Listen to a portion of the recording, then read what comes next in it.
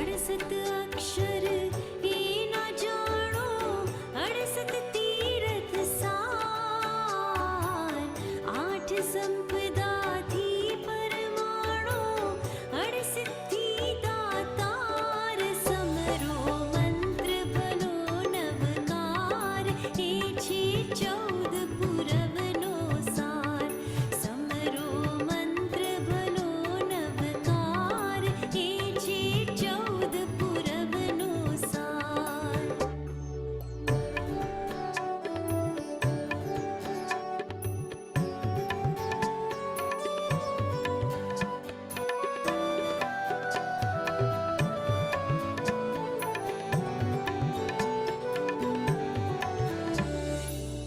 नवपद एना नवनिध आपे, भव भवना दुख कापे, वीर वचन थी हृदय व्यापे, परमतम पद आपे, समरो मंत्र भलो नवकार, हे छे 14 पुरवनो सार, समरो मंत्र भलो नवकार, हे छे 14 पुरवनो सार, एना महिमानो नहीं पार, एनो अर्थ अनंत अपार, एना महिमानो नहीं पार, एनो अर्थ अनंत अपार, समरो मंत्र भलो नवकार, हे छे 14 पुरवनो सार, समरो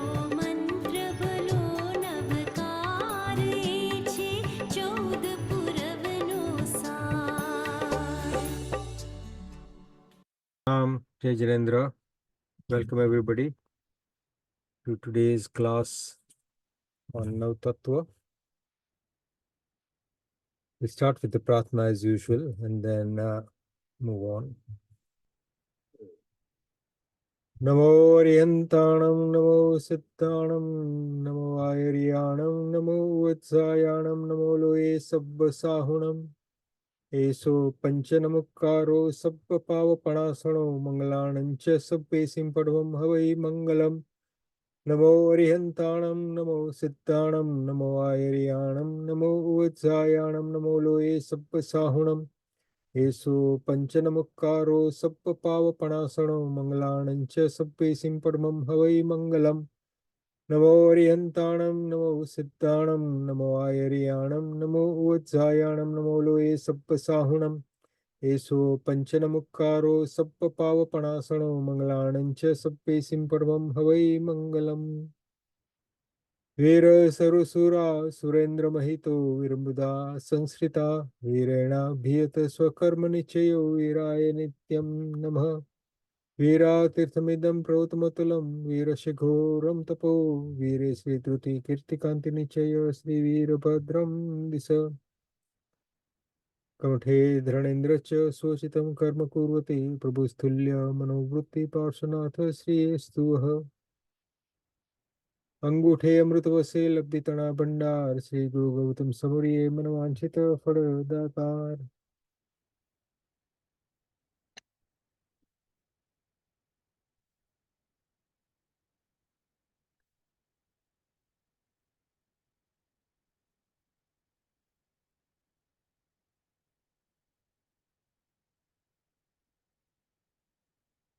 Okay. Today we are going to talk more about karma and the various processes that at the point of binding and at the point of fruition of those karmas that go on. In addition to what we learned today, there will be one more class next week when we will be discussing some other processes that I've alluded to last time. And so after today and next week, so in 2 weeks' time, the third week, we will be discussing Nirjara Tattva and then Moksha Tattva. So in total, I'm expecting that we will remain on this current topic of Nav Tatva for about another 4, 5 weeks, at the most 6 weeks. I know some of you may already be finding that the subject matter is getting too intense and there is a lot more new stuff to try and understand and remember. And I know that this was something that you all found very interesting, but some of you may already be finding it quite difficult. We could go on with much more detail on all the aspects of Nav Tattva, and I have actually limited a lot of the discussions and the mentions of some of the more finer points because of the lack of time and because the subject matter just gets too intense. Um, and maybe we are not ready, and I'm not ready to go into a great deal of detail that, for example, Pandits who study this, or our Guru Bhagwans, Sadhu Bhagwans who study Nav Tattva, in the detail in which they go into is much greater than what we are actually studying now. Having said that, let's try and understand a bit more. I'll just go through some of the slides which you are all already familiar with. Um, and just as a revision or reminder, I leave you to read them as I scroll through them slowly.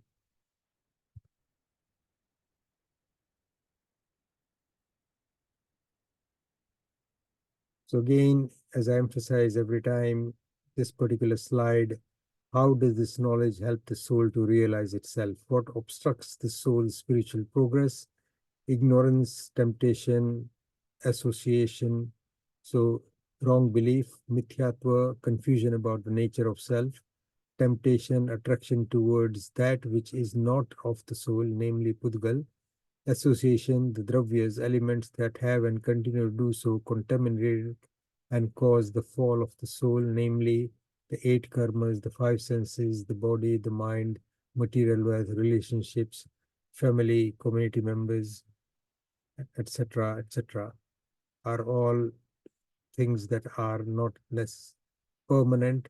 They are what we attach ourselves to during a particular life, but they are not necessarily all beneficial to the soul. They may be beneficial if we look at them in their right context. The enlightened soul therefore contemplates that I am Jeev, alive. Pudgal is a Jeev, not alive. The manifestations of Pudgal are temporary and destructible, meaning anitya. I am indestructible in my pure state. Pudgal Dravya is ignorant. It does not have the quality of self-awareness and any knowledge. In my pure state, I am omniscient. I have total knowledge. So the difference between Jeev and Ajeev, so Atma and Pudgal, the soul asks itself this question: why should I have any association with Pudgal? Also, why should I allow the Ajeev Dravya karma to control me and to make me dance like a mad monkey? I, who have infinite power, Anantvirya, and have the potential to be the greatest in the universe, is being controlled by this Ajeev. How sad is this? Reasons why the soul binds karma. We've looked at this over the couple of weeks now. Mithyatva, wrong belief; avirti, lack of restrictions; kashai, vices like anger, pride, deceit, greed, etc. Pramad, indulgence, lack of engagement with what is beneficial to the soul; relaxation of the focus on the soul; and yoga, meaning activities of the mind, speech, and body. 8 categories of karma. each category, these are the main categories. Obviously, there is a lot of variety there, but each category, major category, obstructs the expression of the soul's fundamental property, virtue or guna. So Gnana Varniya Karma, Darshana Varniya Karma, Vedniya Karma, Moniya Karma, Ayusha Karma, Nam Karma, Gotra Karma, and Antray Karma. We started off with this topic when karma particles, karma pudgal, bind with the soul. These four things get decided at the point of the acquisition of that particular karma. Prakruti Bandh, meaning the type of karma, what effect will this karma have on the soul? Sthiti Bandh, so Prakruti Bandh and then Sthiti Bandh, how long will these karma or this karma or these karmas, karma particles, stay bound to the soul, or the time it will take for the karma to show its effect? So for the duration of the time before the karma comes to fruition, the karma stays bound to the soul without showing any effect. Rasbandh or Anubhag Bandh, that is the intensity of the experience, the intensity of the binding, and the intensity of the experience at the point of fruition of that karma, which is good or bad, that the soul will experience when the karma comes to fruition. Pradesh Bandh, the size of the karma, the total bulk of the karma particles that constitute that particular karma. The longer the sthiti, the greater the pradesh of the karma. And that stands to reason.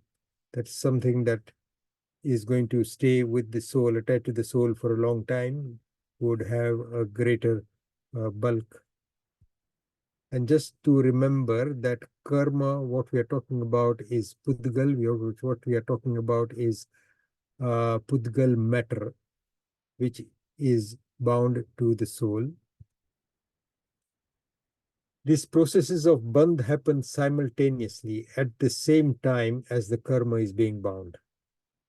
So all these four things, Prakruti bandh, Sthiti bandh, Ras bandh, Pradesh bandh, get decided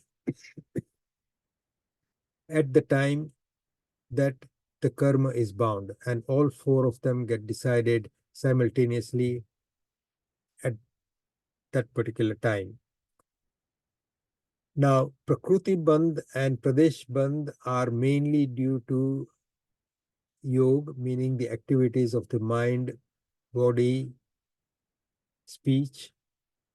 So the kind of karma that is being bound depends on the kind of activity of the mind, speech, or the body that is happening, and the intensity of that activity of the mind, of the speech, of the body decides on how big the bulk of that karma is going to be.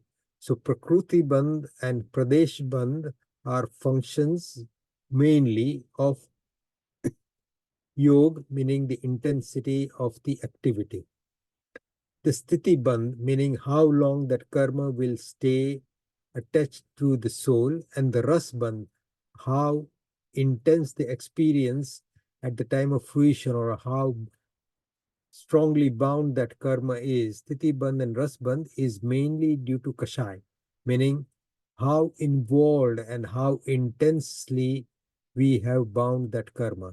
So the more intensely we get engaged with a particular activity, the more firmly and for a longer duration will we bind this particular karma. So, and this applies to both good and bad karmas.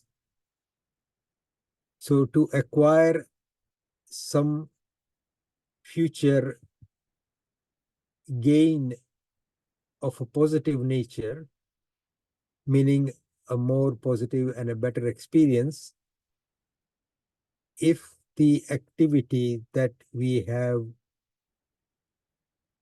engaged in is associated with benevolence, with very mild or no kashai at all, and in a very positive state, then you bind good karmas, which will give you a good experience in the future when it comes to fruition. And similarly, if you've been very angry or very upset or very greedy or very proud, any of the bad kashais and the intensity of that kashai at the time of binding that karma ensures that that karma is bound with much more intensity, and the effects of that karma at the time of fruition will be that much more intense. So there are a few other terms that go with the description of karma. Again, these are in introducing the terms, and hopefully they will make sense. But I think it's important to remember these terms, because if you're reading any literature on karma, or any literature on a lot of the Jain text, will have these terms there. So Bandh is what you just described. Uday, so when the karma comes to fruition, the fruition of the karma, when it is activated to show its effect. Satta, the time or the duration during which the karma remains inactive. So as we've said before, as you've heard before, karmas don't come into fruition immediately after you have acquired them. So they may stay in sort of stasis, or they may stay, the karma stays in abeyance, bound to the soul for a long time, and it can, when the time for its fruition is decided, when the time for its fruition is right, then it will begin to unfold and show its effect. So that duration during which the karma remains inactive, bound to the soul, before the time for its fruition has come, this is called the abadha kal of the karma, or the sata kal. So it remains in sata. Udirna. Now, there is a process by which the karma that remains bound to the soul can be brought into action, or can be brought to fruition earlier than the time it was originally destined to show its effect. Process by which karma is brought into fruition faster. The process is likened to the quick ripening of, say, mangoes by keeping them bound in dried grass or something similar. So if, say, for example, we want to ripen certain fruit, then we keep them in a warm place. And most of you may be aware that mangoes, when they are transported from one place to other, would be transported in a slightly uh, unripe format. And then when they are put together with, these days they wrap it in paper, but I think in many places in India, you would still see mangoes being wrapped in dried grass, which keeps it warm, and it helps it to ripen faster than it would otherwise.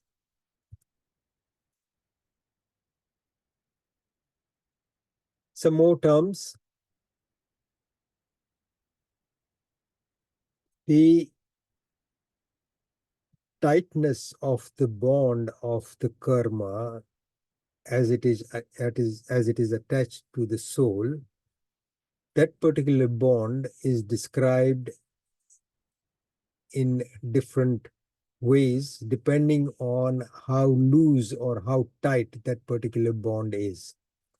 And what that tells us is that if that bond is loose, you can get rid of the karma easily. If that bond is very tight, you can get rid of that karma with a bit more effort. And if that bond is very, very intense, then that karma cannot be rid of unless it actually shows its effect fully. And these are the terms that explain those processes. Sprust band, meaning loose binding of a karma, one that can be destroyed relatively easily. Example here that is given is of Prasan Chandra Rajarshi. I think a lot of you have heard of this story before in this class, and I've said this in other classes as well, but we'll repeat this particular story so you get the context. Bad, spruced, and then the next term is bad. It's a slighter, tighter binding of the karma. These karmas can be eliminated by repentance, penance. So, for example, you've done something wrong and you are immediately apologetic and feel sorry for it, ask for forgiveness immediately after you committed a particularly harmful activity. And if you hurt somebody, you are immediately very sorry for that and ask for forgiveness. And that is quickly done. And the karma that is bound when that particular activity happened would probably be rid of fairly quickly. Nigat, these karmas take a bit more effort to be eliminated. One needs stronger and more intense tap to get rid of these karmas.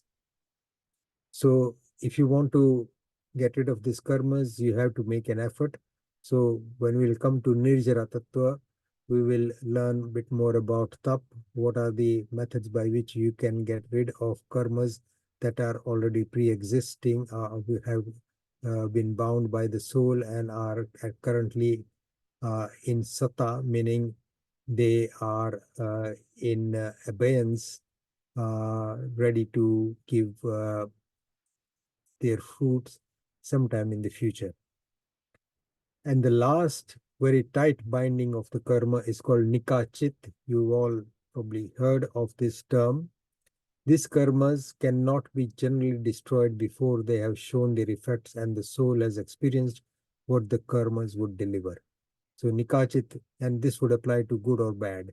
If there is a good nikachit karma, and we hear this when in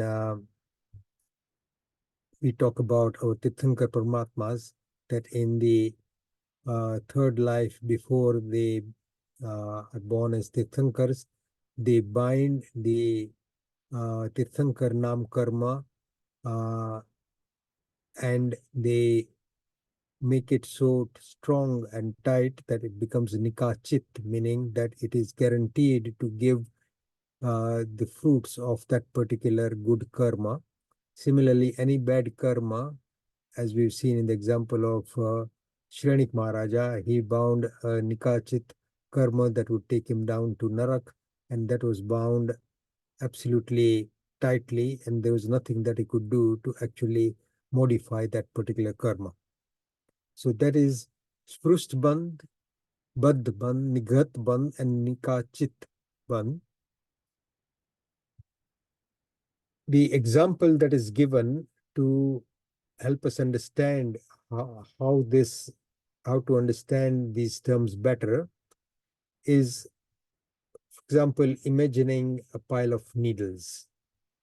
If you got a loose pile of needles, freshly out of a box, completely new,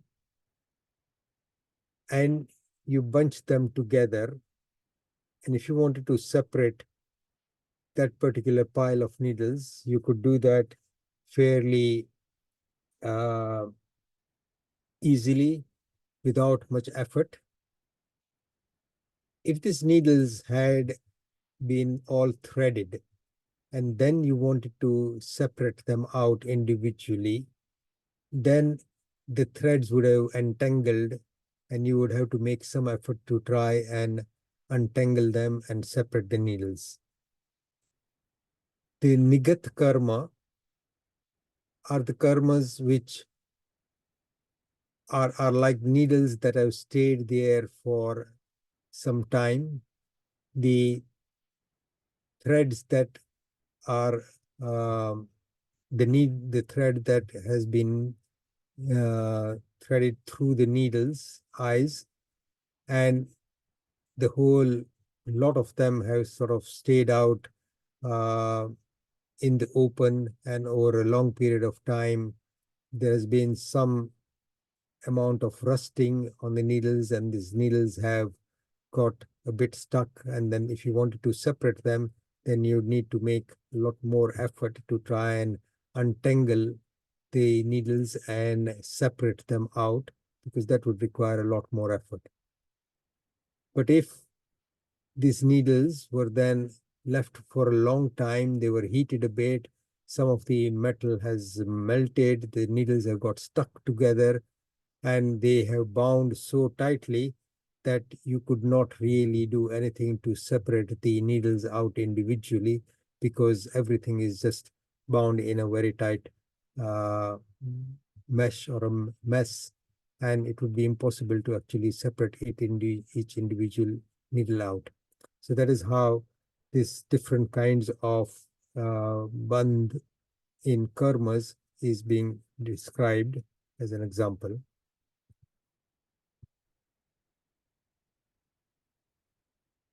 Prasan Chandra Rajarshi. Let me stop the slide here for now.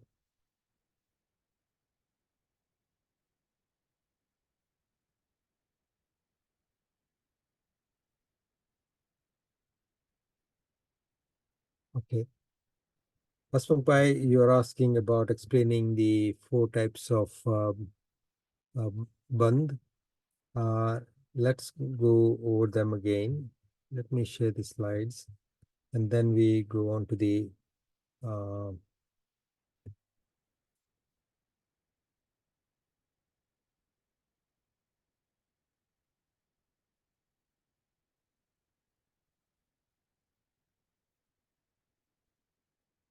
you talking about this slide, Asmabai?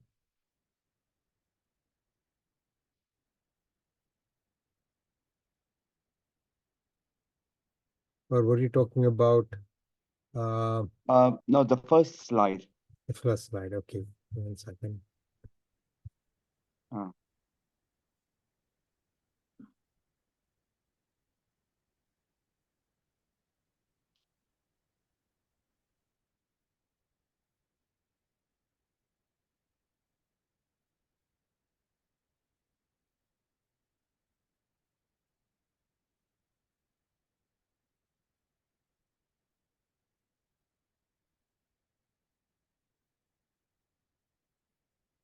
This one,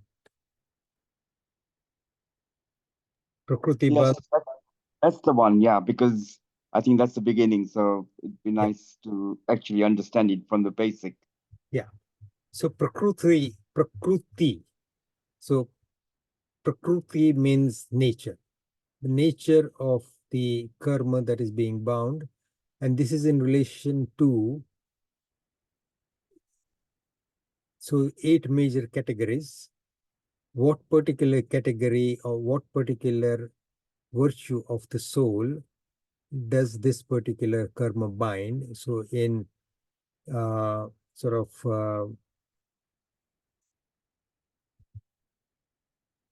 high level headings, we're talking about a karma that binds or that obstructs the particular gun or the virtue of the soul of being all-knowing. So Gnanavarniya karma, Darshnavarniya karma, Mohniya karma, Antarai karma. So that is the type of karma that is being bound. That is Prakruti bandh. Sthiti bandh meaning how long will these karma particles stay bound to the soul, and how long will it take before they come to fruition. So all these processes happen and get decided at the time of binding those particular karmas. All these four processes go on at the same time, and it's more or less instant. And these processes are going on all the time when the soul is binding karma, and which is at all times. Rasbandh or Anubhag Bandh, meaning how intensely has this karma been bound, depends on how intensely you are actually, the soul is engaged with that particular activity and with that particular kashai. So as we've seen before, the 5 reasons for binding karmas is mithyatva, avirti, pramad, kashai, and yoga. And pradesh bandh is the size of the karma, the total bulk of the karma that constitutes the particular karma. The longer the sthiti, the greater the pradesh of the karma. Pradesh means size. Pradesh means how big it is. So, I mean, pradesh is, in other terms, we all know the Gujarati word pradesh meaning a country, or pradesh meaning a piece of land, or pradesh meaning, in those terms as well, you can understand this particular term here. But in this particular context, pradesh is something that you will only find in Jain literature. It's not something that one generally finds in other Gujarati literature. Is there any particular question that you'd like to understand, Ajitbhai?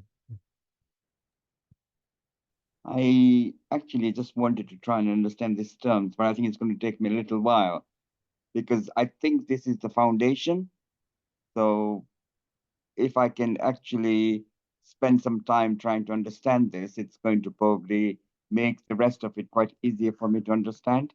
Okay, so let me try and make this a bit easier. Let's see if I can explain it slightly differently. So, if you look at the soul in its pure state, say in moksha, the soul of a Siddh Bhagwant, or the soul of a Kevli Bhagwant who has got rid of all uh, the 4 great karmas and is currently living a life as a Kevli Bhagwant, and is not engaged in any kind of kashai. The Monia karma has been completely got rid of. So all the activity of the soul in terms of its internal awareness, and the soul being the life force, and that being the only life force, is now in its pure state, and it is not actually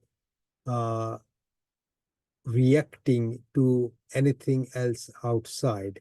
The soul is entirely, completely in its normal state of being knowledgeable about everything, being completely blissful, being completely non-engaging. So it is knowledgeable and it's non-engaging, meaning it is not engaging with anything at all. It is watching, it is gnata, meaning it knows, and it is watching. So it is gnata and drasta, meaning completely without any kind of involvement. It is observing what is going on within the universe in that particular state, because that is the natural state of the soul. And there is no evaluation. This is good, this is bad. this is mine, this is not mine, I am interested in this, I'm not interested in this, I like this, I don't like this, that person is doing good, that person is doing bad. So no judgment, no evaluation, no rag or dvesh, no kashai. In that completely independent state of its true nature, the soul is not binding any karmas as a Siddh Bhagwant. As a Kevali Bhagwant, it may bind some karmas for a very short while in one unit of time, experience that in the second unit of time, and get rid of it in the third unit of time. So none of the karma binding, because the soul is still in the moment, in that time when it is actually Kevali Bhagwant, but has still got many years of life left in that particular body, uh, goes on with this process of binding karmas very loosely and getting rid of them very quickly. So there is, because there is no intensity there. So that sort of very loose binding is going on in that particular scenario, as I've explained. And when the soul is in moksha siddh bhagwants, because there is no activity at all, there is no binding of any karmas in that particular state.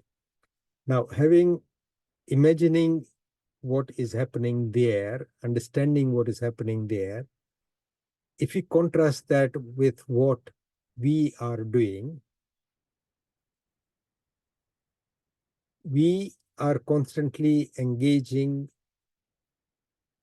all sansari jeev like us and all other life forms that are not free, who are not really, who are not in moksha, are constantly engaging with the world around us, and we are attaching ourselves, we are identifying with everything that's going on around us.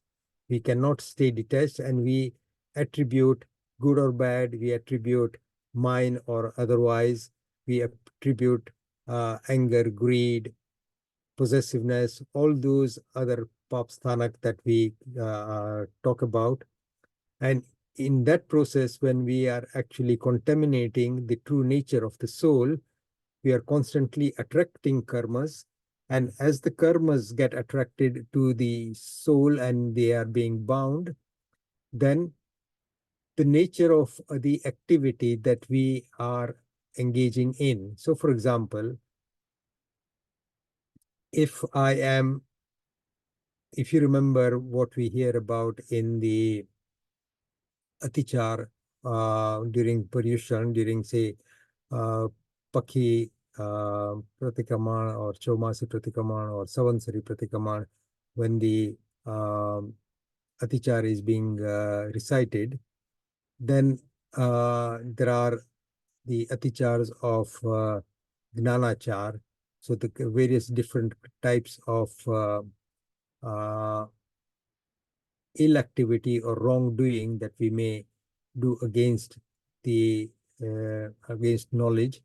So we disrespect knowledge, we disrespect our Guru Bhagwans, we disrespect the teachings, all those activities where we disrespect knowledge or hate knowledge, or we uh, laugh at people with any kind of disability, intellectual disability.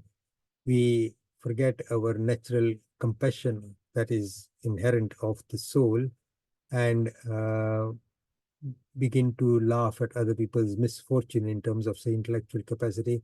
All those activities attract bad karmas. Those karmas then, particular type of activity will bind that particular kind of karma. So Gnana Varniya karma, if we disrespect knowledge, similarly all those other different karmas. So that is the kind of different activities that binds that particular kind of karma. Sthiti Bandh, meaning how long will that karma last, depending on the intensity with which it's been bound. Ras Bandh, again, intensity in which it is being bound.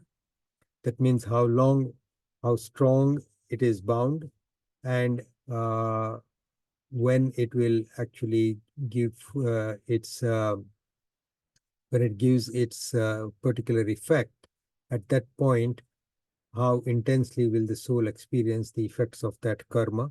So if you say, for example, intensely bound a karma of, say, asata vedaniya karma, meaning that somebody, so for example, there is a story that is, I don't know if you've heard of Mrugaputra. Uh, it's a simple story about a particular child who is the uh, son of a queen, and he is almost like a lump of meat, but he is alive.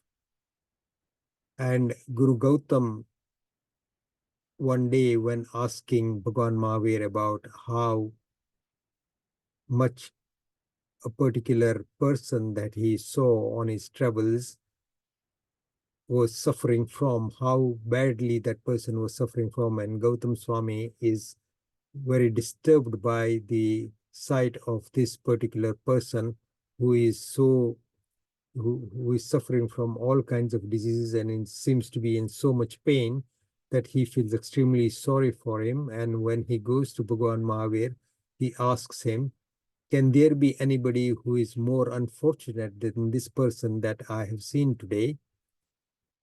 And Bhagwan Mahavir tells him that what this person is experiencing is nothing compared to what this particular child called Mrugaputra is suffering from. And the intensity of the bad karmas that he has bound and what he's living through now is just uncomparable. So Guru Gautam, having heard this from Bhagwan Mahavir, goes to this particular uh, queen and says, I want to see this child, that I want to see your child. And the queen brings forth a lot of her uh, good, well-behaved, completely healthy children in front of Guru Gautam, and she says, here are my children. And Guru Gautam Swami says to her, no, I've seen them, I'm seeing them, but I want to see that other particular child that you have kept in the basement of this palace. And the queen asks how he knows about that particular child, and says, obviously, Bhagwan Mahavir has told him. So she says that you will have to tie some cloth in front of your nose, because when we go down to the basement and I open the door for you, it's actually intensely, it's extremely bad smelling room. And she takes him there, and this particular child is basically a lump of meat, does not have any eyes, does not have any mouth, does not have any nose, is just breathing away, but the skin is actually almost denuded, and is uh, oozing out pus from every part of the body, pus and blood. And the queen says that the only way this child can be fed is that I prepare some particular rab and I pour it on him, and some of it gets absorbed. So this child is alive but has no limbs, has got no externally functioning senses, but obviously in this particular state, he must be in extreme pain. And then Bhagwan Mahavir has then explains to Guru Gautam Swami as to what kind of particular karma that he had bound that gave him this kind of experience in this life. And then he also describes what will happen to this person in the future life and the time when that particular soul will actually go to moksha and what he had suffered from. So that is a different story, and we can come to that at some stage. So that is Ras Bandh or Anubhag Bandh, Pradesh Bandh, similarly, how big. So again, remembering that karmic particles are particles. They are matter, they are being attracted, and the total bulk of those particles, also total bulk of that particular karma, is what this is describing. So the thing to remember is that these are not, we're not talking about just concepts, we're talking about actual matter, material particles. That is how Jain Dharma describes karma. Hope that helps.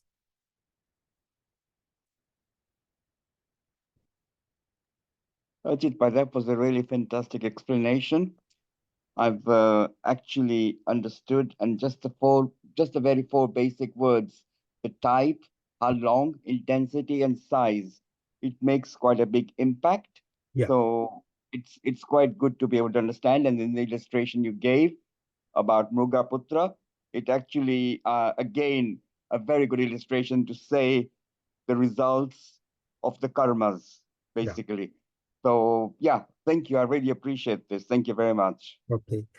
Sandeep, you're asking on the ninth slide, you mentioned that the sthiti bandh depends on the kashai.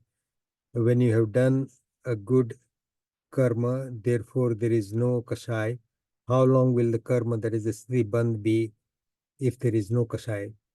So in terms of acquisition of a good karma, we are talking about absence of kasai, we are talking about good intentions and the intensity of those good intentions.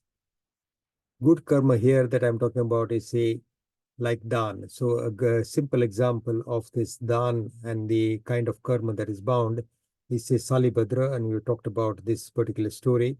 So Salibhadra, in his previous life as a poor child, uh, who once during a particular festival hears his friends talking about their moms preparing for them a particular sweet dish called kheer, and he is listening to his friends, and he says, this is very nice, and I must eat kheer today. So he goes to his mom and says, can you make some kheer for me?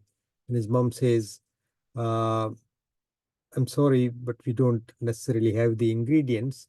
But she feels very, uh, as a mom would, she really wants to see what she can do, and she goes out to her neighbors and talks with the friendly mothers around where she lives and says, can I maybe get some rice and some milk and some sugar from the different households so that I can make some kheer for my son?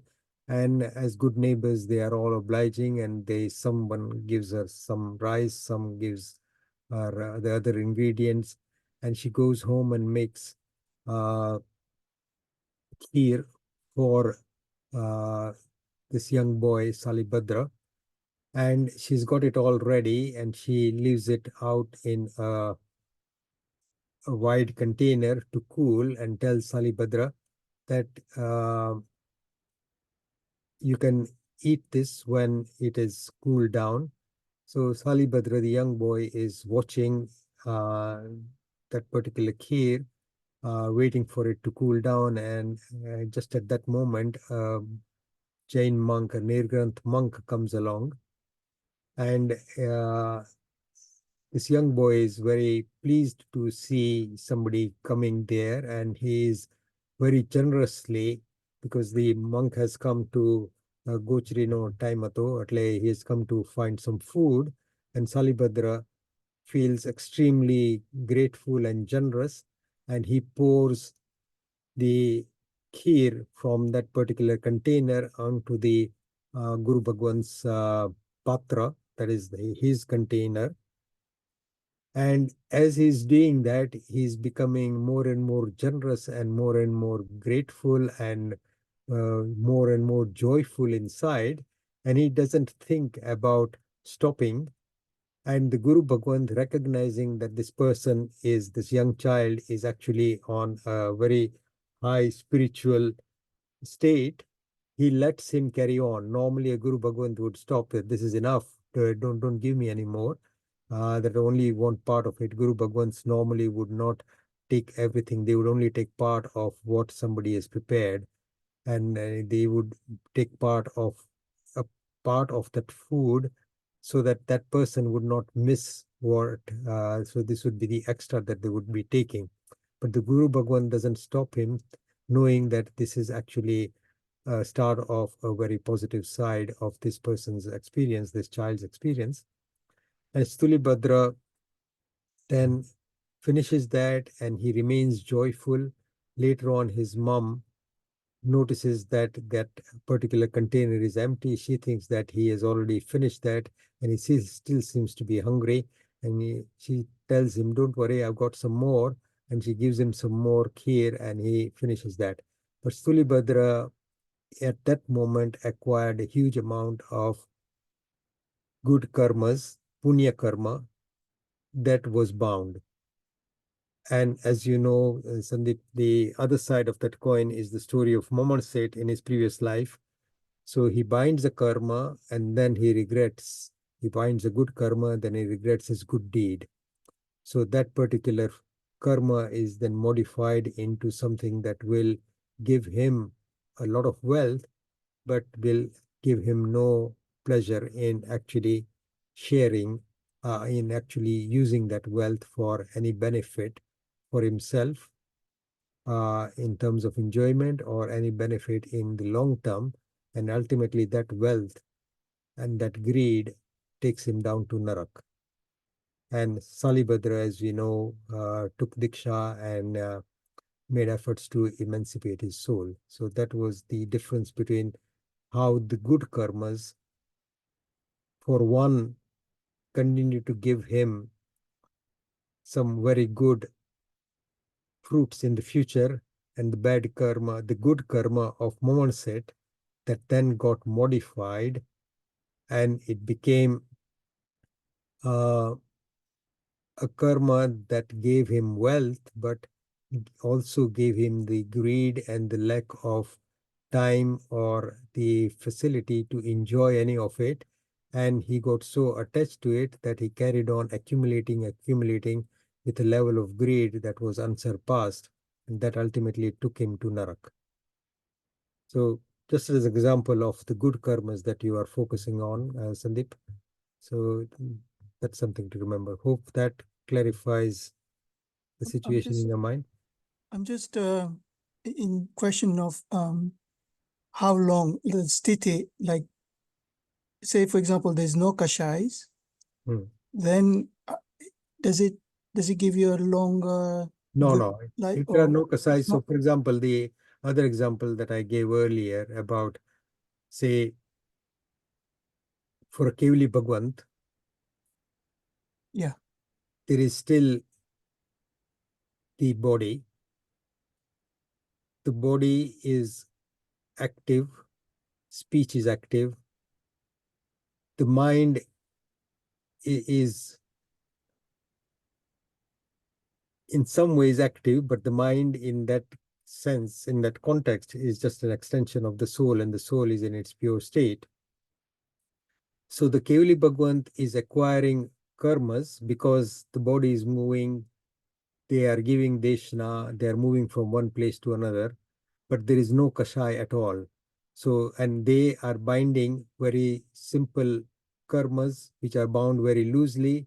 They are bound, experienced, and destroyed very quickly. And none of the four ghati karmas are being bound at all.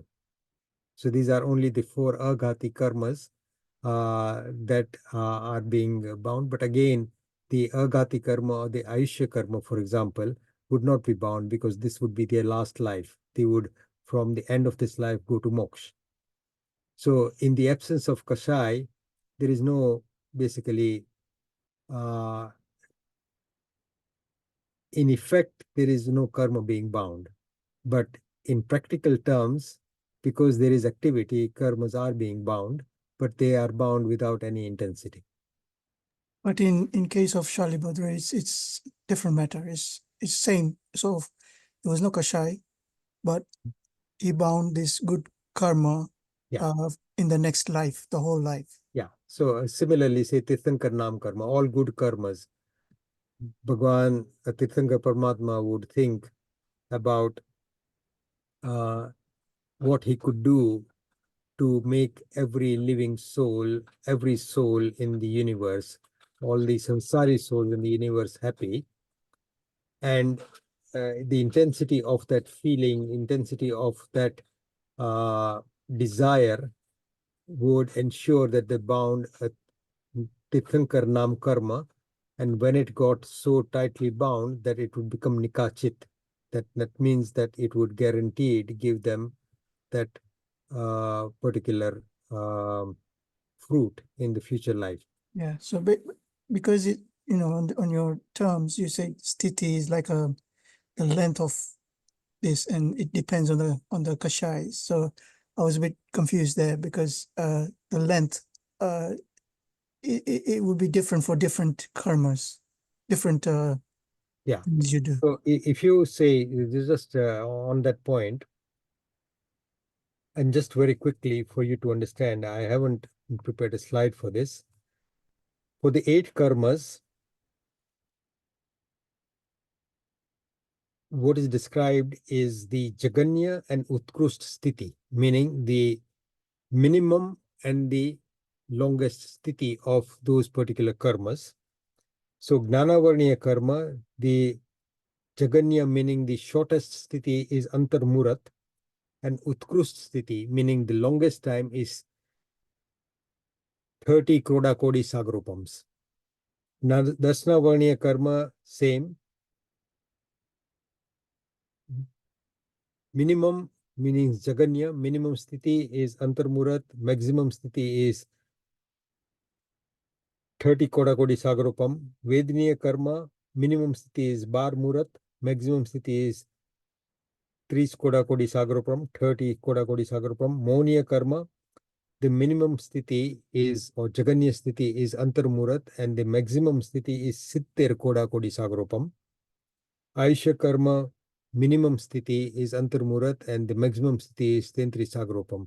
And this is easy to understand because the longest lifespan in 7th hell is 33 Sagrupam. The longest lifespan in the highest Devlok is 33 Sagrupam. So similarly, we got Nam, Gotra, Antray Karma, and different sthitis. So there is a table that if you're interested, then I can show you at some stage when you're coming in this particular book. It's a nice chart there. But I thought that that would be too much detail, so that's why I didn't share it. Ajitbhai, may I ask? Yeah. Kashai is simply passion or a negative emotion. In general terms, but basically Kashai is described as Krodh, Man, Maya, Lobh. But in general terms, I mean, all the other negative emotions and negative thoughts can be categorized into the 4 Kashais, or including Rag and Dvesh. Yeah, I was just thinking the depth of it, Yes. because like it's quite, the Kashai is like a really, really big culprit. Yeah, absolutely. So the depth of it is, again, if we were to discuss, say, karmas in a bit more detail, every Kashai is described in 4 different stages, and this goes into the depth of the study of karma. So there is Anantanubandhi Kashai, Apratyakhyanaya Kashai, Pratyakhyaniya Kashai, and Sanjwalan Kashai. And those are decreasing intensities of the Kashais, and that applies to Krodh, Man, Maya, Lobh. And there are different ways of understanding those. So Anantanubandhi Kasai is the most intense. And again, if you go into the depth of learning about karma, then all these karmas, all these kashais are present in certain stages of the development of the soul. So Anantanubandhi Kasai, if in the presence of Anantanubandhi Kasai, a soul cannot have samyaktva. In the presence of Anantanubandhi Kasai, a soul cannot bind Ayushya karma for a future life in a good sort of gati. So if there is a presence of Anantanubandhi Kasai, then the consequences of that are always negative. So those are again a lot more detail, and we could spend a lot of time discussing all the 4 different categories of the intensity of the Kasais. Well, thank you. I mean, it just helps to understand. So when we're like in our daily lives, just to be really mindful of these things. Absolutely. Mindful of the fact that if you feel upset and angry, try and get rid of it and resolve it very quickly. That is the general message. Don't hold a grudge. Don't hold a grudge for more than a minute if you can, but don't hold a grudge for longer. Never hold a grudge for more than a year.